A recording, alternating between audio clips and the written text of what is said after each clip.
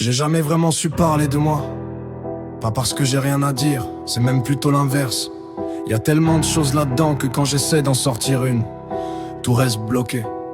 Alors j'ai trouvé autre chose, j'écris. Et quand les mots refusent encore de sortir, je les mets dans la musique.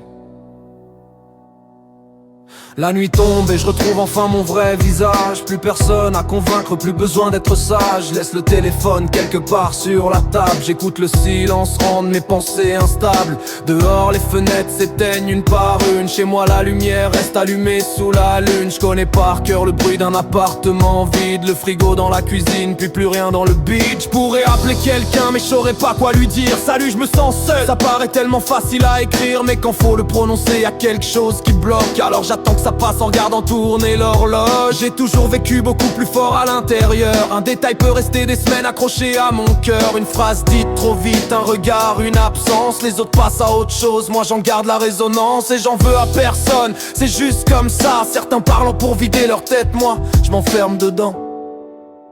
Alors j'écris ce que j'arrive pas à dire. Je transforme mes silences en souvenirs. Si ma voix tremble un peu, laisse-la trembler.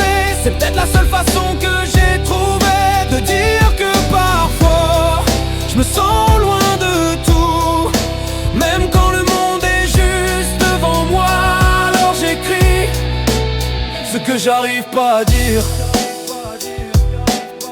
Hey, hey, hey. Dans ma tête j'ai construit un endroit sans jugement. Je peux refaire une conversation pendant des heures tranquillement. Dire les phrases que j'ai jamais sorties au bon moment.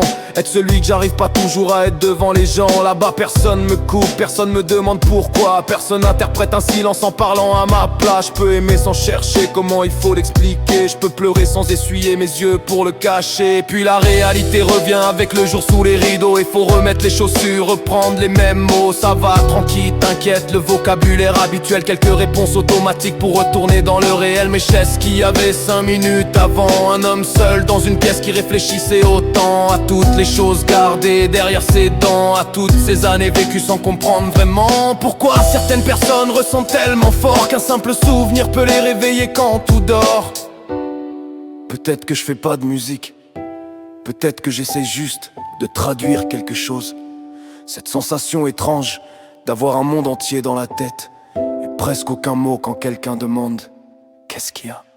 Alors je parle pour celui qui fixe encore son plafond. Pour celle qui dit ça va sans connaître la raison. Pour les gens qui rentrent chez eux et ferment doucement la porte et sentent soudain tout le poids que la journée leur apporte. Pour celui qui garde un message sans jamais l'envoyer, qui l'efface, le réécrit puis finit par abandonner. Pour ceux qui ressentent un manque impossible à expliquer, même quand techniquement ils n'ont personne à regretter. Pour les silencieux qu'on prend parfois pour des gens froids, alors qu'ils ressentent peut-être 10 fois plus qu'on ne le voit. Pour ceux qui vivent dans leur tête parce qu'au moins à cet endroit ils peuvent enfin être eux-mêmes sans expliquer pourquoi. J'ai pas de solution, j'ai même pas de morale. Je peux pas promettre que demain fera moins mal. Mais si pendant 3 minutes ma voix rejoint quelqu'un qui pensait être le seul à ressentir tout ça dans son coin, alors mes nuits auront servi à quelque chose.